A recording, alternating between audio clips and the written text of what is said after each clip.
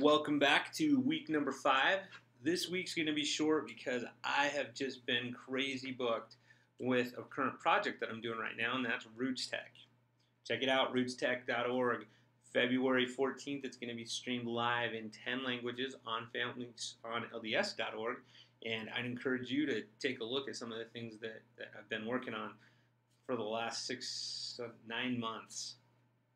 Anyway, so first of all, this week we're talking about scope, and I want you to think about scope for a minute. And what does scope mean to you from what you've studied?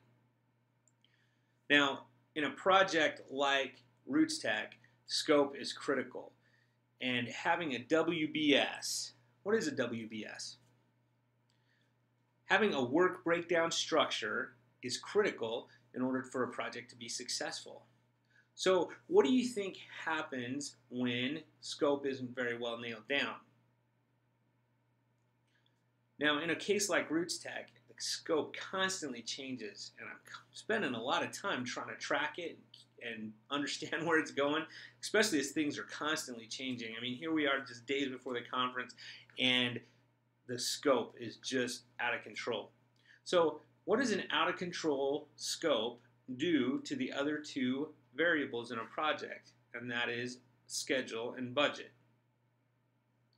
Now, in the case that schedule is locked, scope keeps going up, what happens to budget?